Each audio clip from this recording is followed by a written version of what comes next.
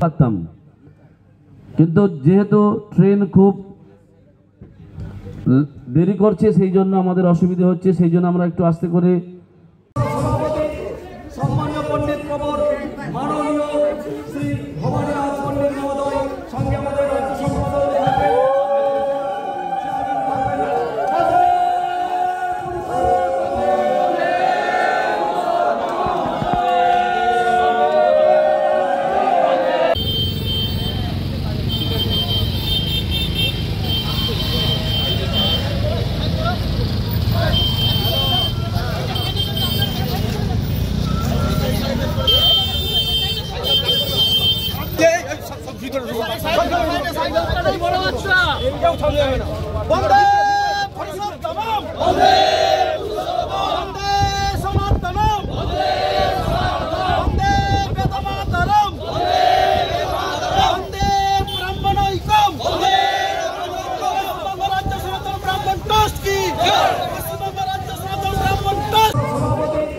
সম্মানীয় পণ্ডিত প্রবর মাননীয় শ্রী ভবানী রাজ পণ্ডিত মহোদয় সঙ্গে আমাদের রাজ্য সম্পাদক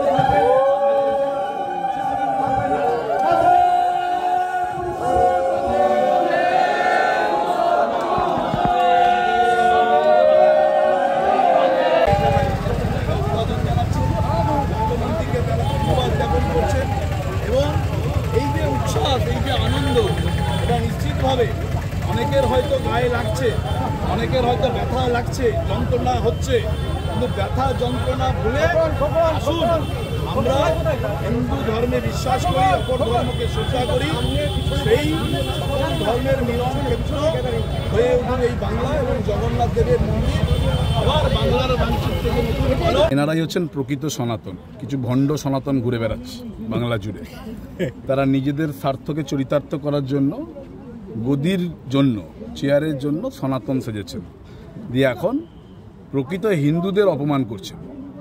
তাই আজকে এখানে যারা পশ্চিমবঙ্গ ব্রাহ্মণ ট্রাস্টের যারা কর্মকর্তারা আছেন সারা রাজ্যব্যাপী, এখানে একটি সম্মেলন হচ্ছে।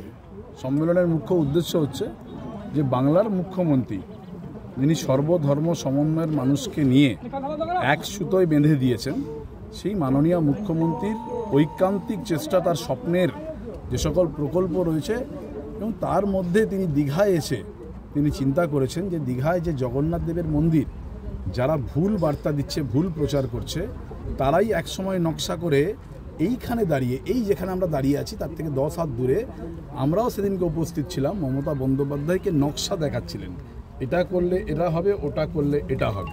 তো মমতা বন্দ্যোপাধ্যায়ের এই প্রকল্প বা এই পরিকল্পনাটা আজকের নয়, তিনি দীর্ঘদিন ধরে এই পরিকল্পনা করছেন এবং দীঘার মানুষকে, দেখুন মানুষের জন্যই তো কাজ করছেন মমতা বন্দ্যোপাধ্যায়।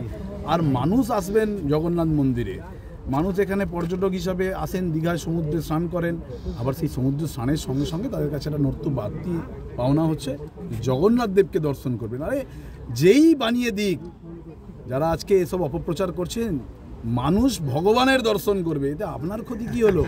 আপনার ক্ষতি, আপনার জ্বালা কোথায়? যাদের জ্বালা হচ্ছে, যন্ত্রণা হচ্ছে, যন্ত্রণা জ্বালা মিটিয়ে মানুষের জন্য ভাবুন, মানুষের কথা ভাবুন। এখানে মানুষ আসবে, মন্দিরে দর্শন করবে, ভগবানকে পাবে। যেখানেই যত ভগবান হবে, যত মন্দির হবে, নিশ্চিতভাবে সেখানে প্রার্থনা হবে, মানুষের কল্যাণের জন্য প্রার্থনা হবে, শান্তির বার্তা হবে। হিংসার বার্তা ছড়িয়ে বাংলায় ভেদাভেদ করা যায় না। তাই মমতা বন্দ্যোপাধ্যায়কে আগাম অভিবাদন জানাচ্ছেন যে আমাদের কাছে এই জেলা শুধু নয়, জেলাবাসী হিসাবে নয়, রাজ্যবাসী হিসাবে, ভারতবর্ষের আমরা একজন সন্তান হিসাবে আমাদের কাছে অত্যন্ত গর্বের যে এখানে একটি জগন্নাথ দেবের ধাম, ধাম ঠিক হবে না, যেহেতু ধাম হচ্ছে পুরীর ধাম, এখানে পুরীর আদলে জগন্নাথ দেবের মন্দির তৈরি হচ্ছে।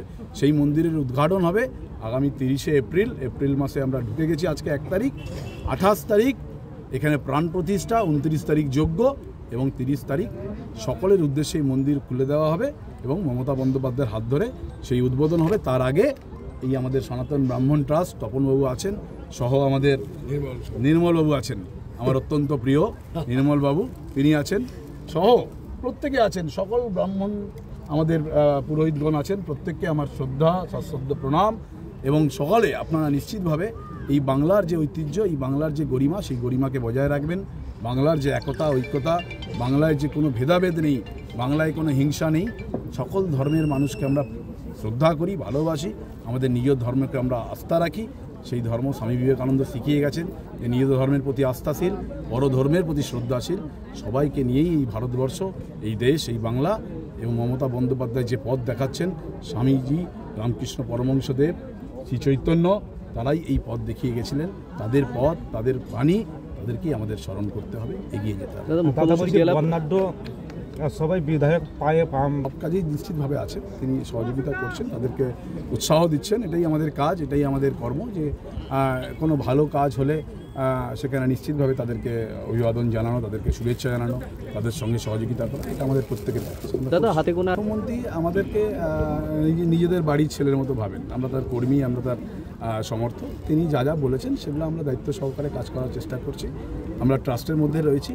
মমতা বন্দ্যোপাধ্যায় যে নির্দেশ দিচ্ছেন দলনেত্রী হিসাবে, এখানে তো দলনেত্রী নয়, এখানে বাংলার মুখ্যমন্ত্রী হিসাবে, কিন্তু আমাদের কাছে তিনি আমাদের অত্যন্ত প্রিয়জন। আমরা একদম ছোটোবেলা থেকেই ওনাকে দেখেই আমরা শিখছি। ওনার এই যে সংগ্রামী জীবন, ওনার এই যে সাধারণ মানুষের জন্য কাজ করার যে তার যে জীবনকে অর্পণ করেছেন, সেগুলো দেখেই আজকের প্রজন্ম শিখছে। এবং তিনি যা দায়িত্ব দিয়েছেন সেই দায়িত্ব আমরা পালন করার চেষ্টা করছি। জেলা প্রশাসনের তৎপরতা কতটা রয়েছে? পুরোটাই জেলা প্রশাসন, শুধু নয়, রাজ্য প্রশাসনও এতে তৎপর আছেন। রাজ্য প্রশাসন থেকে আমাদের সিএমের চিফ সেক্রেটারি থেকে শুরু করে ইতিমধ্যেই নবান্নে আপনারা দেখেছেন যে ট্রাস্টের মিটিং হয়েছে। সেই মিটিংয়ে প্রয়োজনীয় পদক্ষেপ গ্রহণ করার জন্য বলেছেন। আগামী আরও হয়তো মমতা বন্দ্যোপাধ্যায় বাইরে ছিলেন, তিনি ফিরে এসেছেন 2-4 দিনের মধ্যে। তিনি আবারও জগন্নাথ মন্দির নিয়ে কোনো বার্তা দেবেন, কোনো আমাদেরকে নির্দেশ দেবেন কী করতে হবে।